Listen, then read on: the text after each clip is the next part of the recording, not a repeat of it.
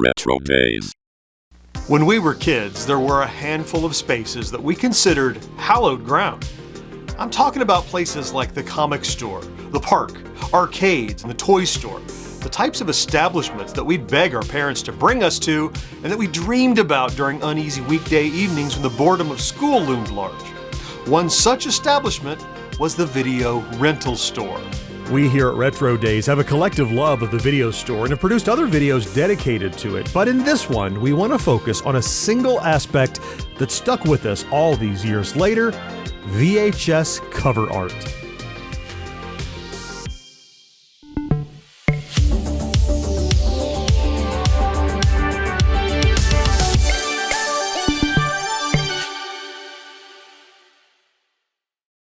It may sound strange to anyone who didn't grow up with a video rental store filled with VHS tapes, but there was something truly special about the cover art.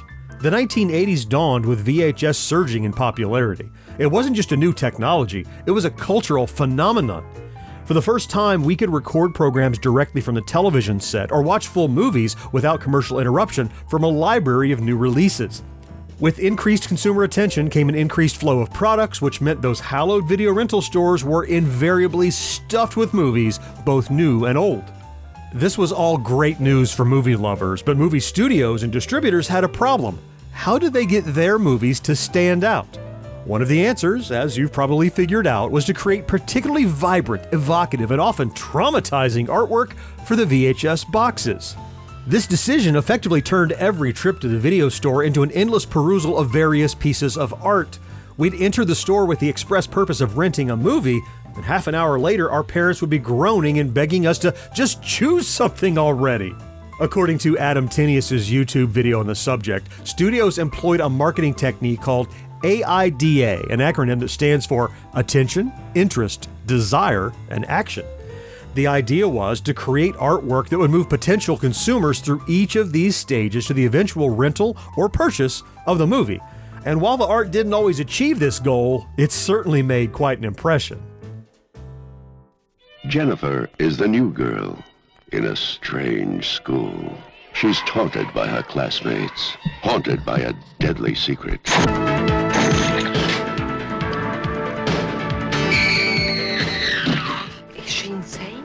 Well, she's not normal. And caught up in a murderous wave of terror. When the murderer hides his victims, he likes to keep in physical contact with them. But Jennifer's got a few million close friends. Insects never hurt me. I love all insects. We're in a position to do extraordinary things. And she's going to need every one of them. Creepers. That fly is your magic wand. Ask him to lead you where the dead bodies are hidden, and he'll lead you.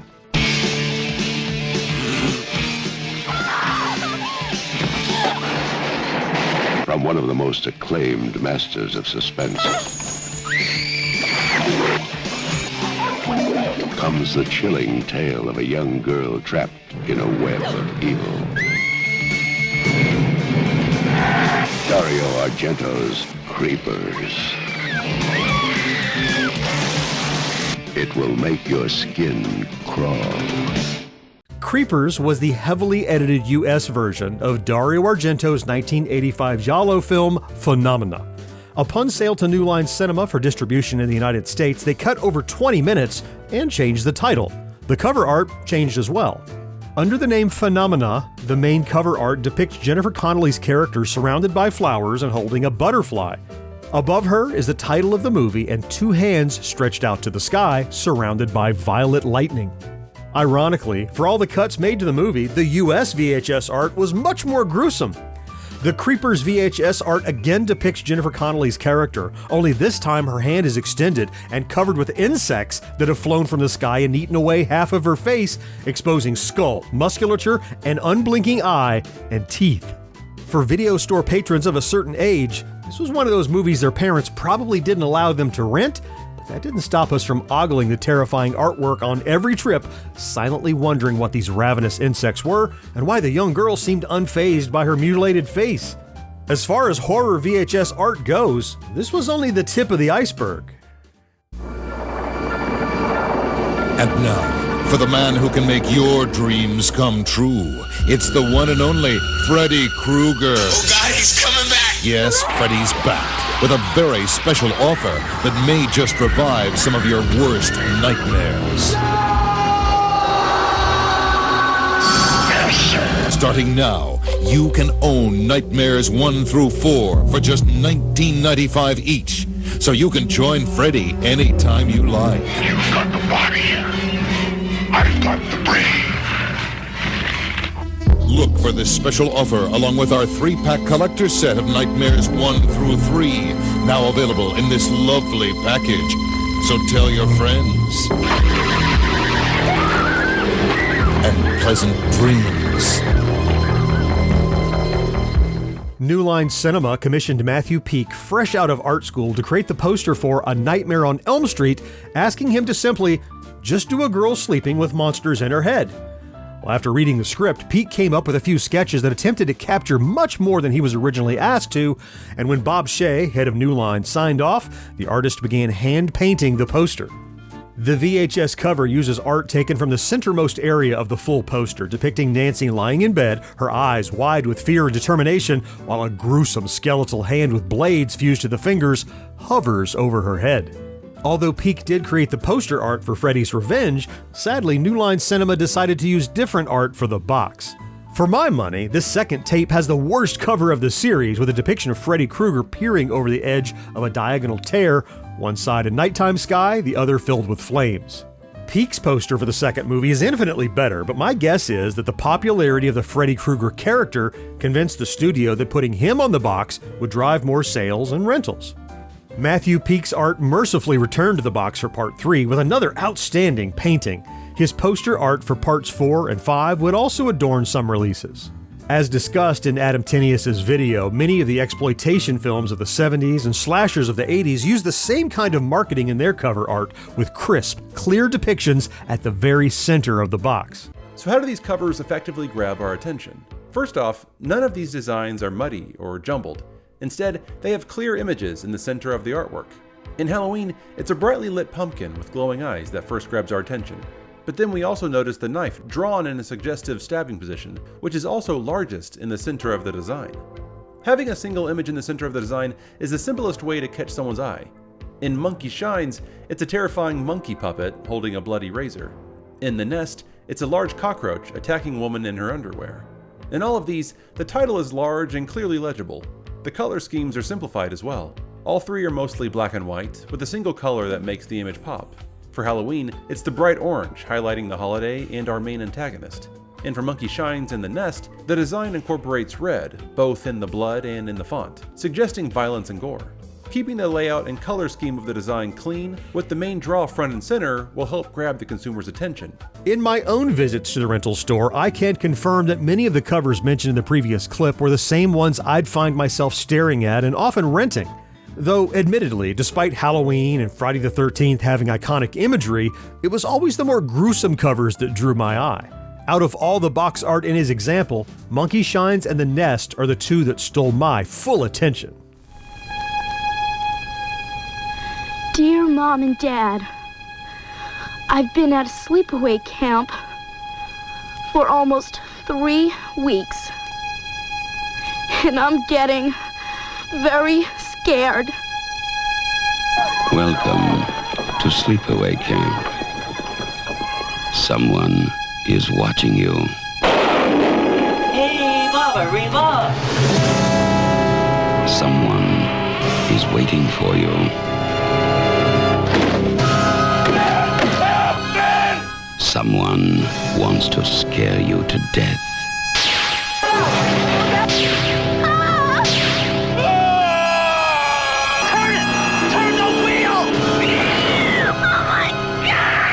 Sleepaway Camp. You won't be coming home. In the case of Sleepaway Camp, it was largely the unseen and implied horror of the cover that intrigued me the most. All we get is a hand holding a bloody knife that is stabbed through a sneaker. The main image is set in front of a spiral notebook that holds a child's fearful letter home. Younger customers may have felt like there was something incredibly dangerous about this movie based on the art. It was something they'd perhaps gawk at in a fascinated way, but were maybe too young or too frightened to actually rent it.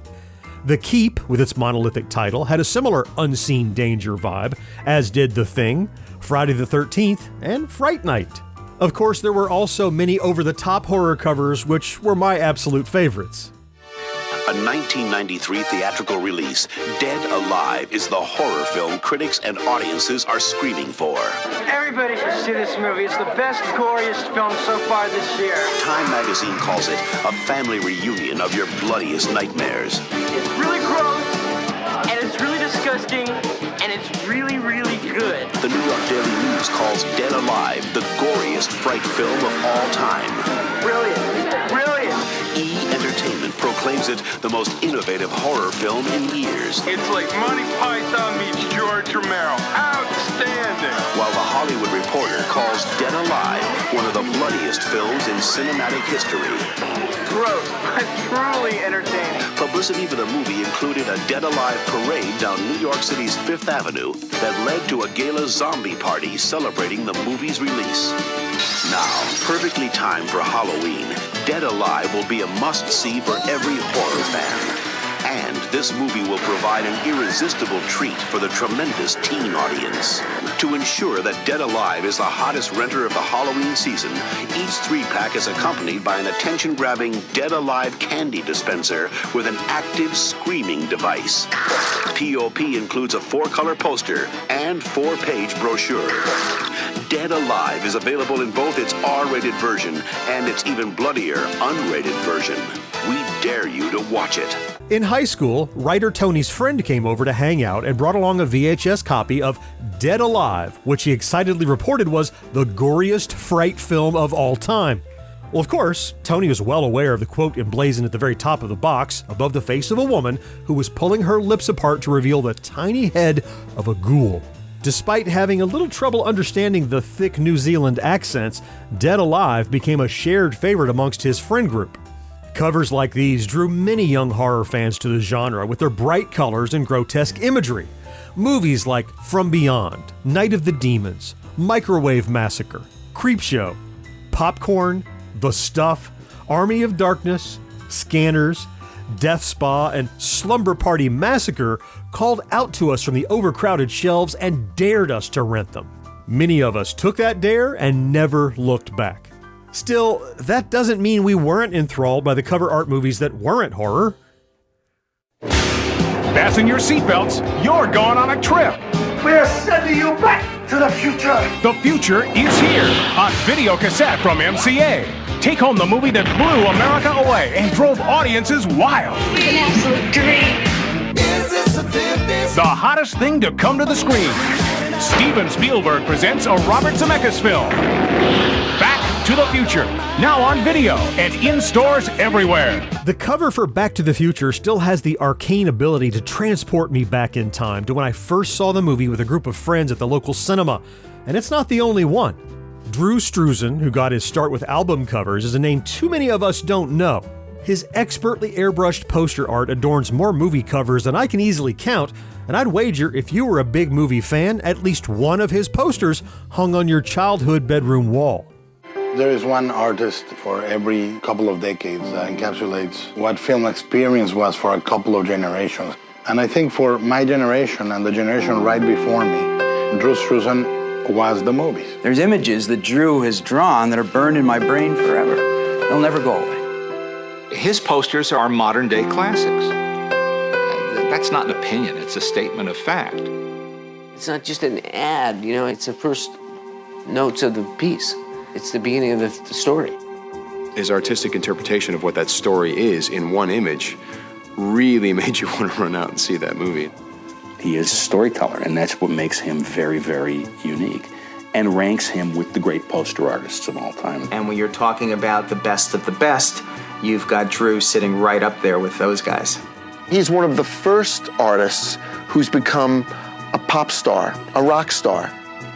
Myself and my other artist friends, we would just drool over his stuff. And it just got your attention. It's like, wow, I want to go to that place. I want to be there. I want to be in that light. I want to be whatever makes you look like that. I want that shit around me. You anticipate the new poster from Drew.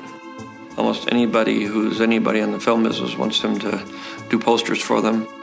He's been such a benefit and such a kind of second sight to a lot of my films. Everyone, arguably worldwide, knows his work. They may not know his name, but everyone's seen his movie posters. He did the Back to the Future series. You know, Drew did Goonies for me. He did Hook. He did Batteries Not Included. You know, Drew really, came along for the long ride of the Amblin years and just made a tremendous contribution. He does just a great, great job of bringing out the best in whatever it is that he's painting. I had to almost live up to the art that we later were going to ask Drew to create for the poster. He will inevitably influence every artist that comes afterward. I'm a big fan of Drew Struzan. It's beautiful work. It's just great work, and there's only one. He's one of a kind. Nobody else is Drew Struzan, I promise you. There is nobody else like him. He's the best. He's a legend. He's an original. He's amazing. He's part of the movie experience. So having Drew Struzan do your poster is almost worth making movies just for that. The opening scene to the 2013 documentary, Drew, the man behind the poster, goes a long way to establishing how much the artist has contributed to the cinematic world, and just as importantly, to our childhoods. The way I feel about Back to the Future cover art is how I feel about so many other Struzan works, like the aforementioned cover for The Thing, or Big Trouble in Little China. Hook and Batteries Not Included. These are pieces of art that live in our collective memory and were an indelible part of the movie-going experience. Even so, like Matthew Peake's work, Struzan's posters often didn't make the leap to VHS cover art for one reason or another. In the case of The Goonies, as much as I love Struzan's poster, I do equally covet the VHS art created by Noriyoshi Ohrai. Or, in the case of E.T. the Extraterrestrial, the production and marketing teams perhaps felt that Struzan's poster revealed too much and instead chose to go with that iconic image of Elliot and E.T. silhouetted against the moon. Whether on the VHS tape itself or depicted on a poster that hung on the video rental store's wall, Struzan's timeless images continue to elicit many of the same feelings of wonder and adventure that they used to when we were younger. As we peruse the video rental store in our minds, the RetroDaze team found countless examples of VHS cover art that spoke to us. We pulled these tapes off of their figurative shelves and explored every nuance, and often those little things that go beyond the art, like the feel of the box, the tiny tears and crinkles in the cardstock, and the smell of the video store. Every aspect of the rental experience added an extra dimension to the appeal and lasting effects it had on us, so much so that I often wonder if we haven't lost something important during our ceaseless march toward digital streaming. But that's a philosophical reflection for another time. Today, I just want to know what VHS cover art captivated you as a kid. I'd love to hear about it down in the comments. And if you enjoy our content, please consider liking this video, subscribing to the channel, and maybe even activating that ubiquitous notification bell. It really does make a huge difference. Let's meet again next week to celebrate Yesteryear, right here on RetroDaze. Clicky clacky.